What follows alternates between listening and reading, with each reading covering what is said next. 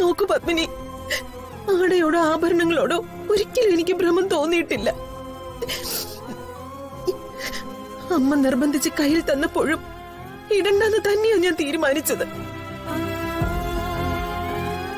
പക്ഷെ അമ്മ എന്നെ നിർബന്ധിച്ചു.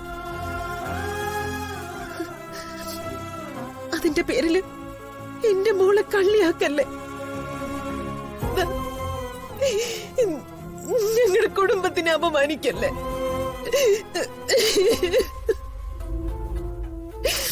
എനിക്കാരെയും പഴിചാരാൻ ഉദ്ദേശമില്ല. പക്ഷേ നഷ്ടപ്പെട്ട സ്വർണത്തിന് ഒരു ഉത്തരം വേണമല്ലോ.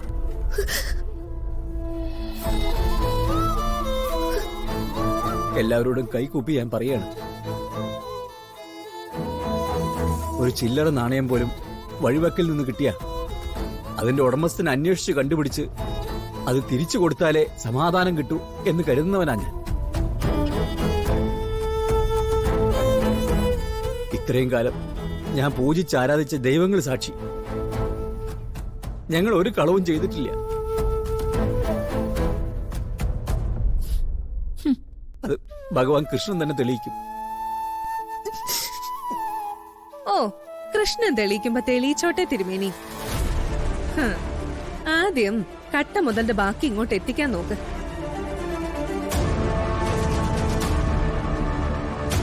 ഏട്ടാ, എന്തായാലും വരുണിനെ വിവാഹം കഴിക്കാൻ വേണ്ടി കണ്ടെത്തിയ കുടുംബം കൊള്ളാം.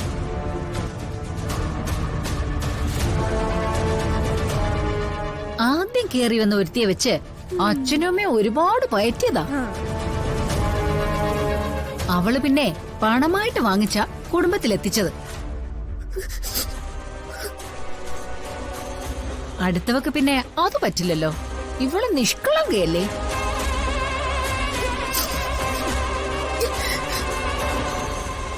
അതുകൊണ്ട് നിലവറ തുറന്ന് സ്വർണം മോഷ്ടിച്ച് കുടുംബത്തിലങ്ങ് എത്തിച്ചു.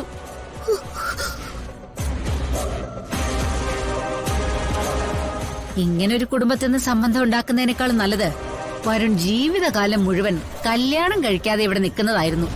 നിർത്ത്. എന്റെ അമ്മയുടെ കഴുത്തിൽ കിടക്കുന്ന മാലയുടെ കാര്യത്തിന് എന്തുത്തരം പറയണമെന്ന് എനിക്കിപ്പോ അറിയാം.